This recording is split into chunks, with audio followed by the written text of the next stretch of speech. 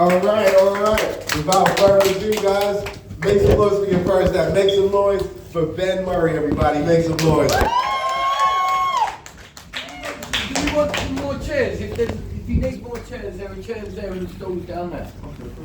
Good evening, everyone. Happy New Year. I really didn't make it here tonight. A fire broke out in my kitchen, and I had to stay and deal with the fallout of that. It wouldn't have been so bad if I'd called 999 right away instead of hanging my laundry in front of it to dry. Yeah, I can't afford to put the heating on, and yeah, it's so bad my ex can't even afford to gaslight me anymore. You folks are great, thank you. Yeah, I'm single again, so I'm back on the apps, and I've never had much luck with Tinder before, but now I've started to enjoy it. I treat it like a game, you know. I upload all my photos to Tinder upside down, so that when I go to turn her phone around to see what I really look like, if she swipes left on me, she's really swiping right. Yeah, that, you can have that one for free, yeah. It's almost like playing Tetris, you know. You've got to rotate your shapes on the screen to get the highest score, you know, get loads of lions, or pick up lions, and then finally find a place where you can put the long red piece in. Yeah, it's a classic gaming, yes, nice. Yeah. I think there should be a dating site that caters just to women who miss their exes and guys who are really, really into fishing. Those two people have so much in common. They could both say things like, talking about the one that got away, and saying, I swear, it was this big. Depending on, you know. You know how sometimes words can have two meanings? That happens to me all the time. I get so misunderstood. Yeah, someone invited me to a bottomless brunch last weekend. I am not welcome back there ever again. Yeah. It was almost as bad as a time I went to Cannes and heard about the topless beach, so I drove her into convertible right onto the dunes.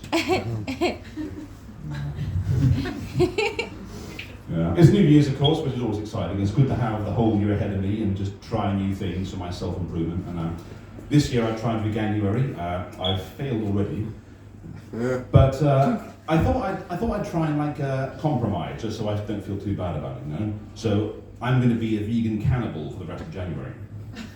Let me explain. That's where I only eat people who are very stupid and technically vegetables anyway, like Tory MPs. And you've got to have a balanced diet as a cannibal, so I make sure to eat plenty of Labour MPs too, for protein, because they're all nuts. Lots of greens, obviously. And for Sunday lunch, a Liberal Democrat from Kensington and Chelsea, because you've got to be organic and free range. I also tried dry January. I haven't failed it yet, but it does remind me of why I drink, because the only thing people have said to me is to ask me how it's going, not drinking. It was going fine until you asked me for the 16th time today. Yeah.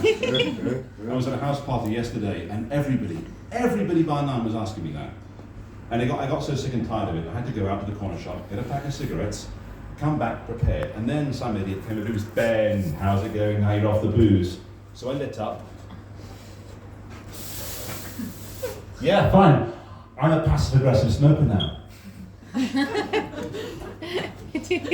Yeah. Yeah. Smoking has always been a problem for me because, I mean, recently I started a new job, and on my first day there, they took out all the chairs and gave us standing desks. And our CEO said, sitting is the new smoking. I thought, okay, that's a bit strange, but whatever. And then I got into some trouble this week because in a very crowded meeting room, I sat down on the floor to tie my shoes, and this intern asked if she could sit on my lap because she was tired. And I said, yeah, if you like, you know. This meeting room really needs like straps you can hold on to, like on the tube, or maybe poles, like in a strip club, yeah. And she laughed at that, and she did sit on my lap. And afterwards, the CEO pulled me aside and said, Ben, that was wildly inappropriate. You need to go home for the rest of the day without pay and think about your behaviour. And I guess that was an example of second-hand sitting because it was very damaging to my wealth. But on the plus side, I didn't feel the least bit bad about not giving up my seat on the train on the way home.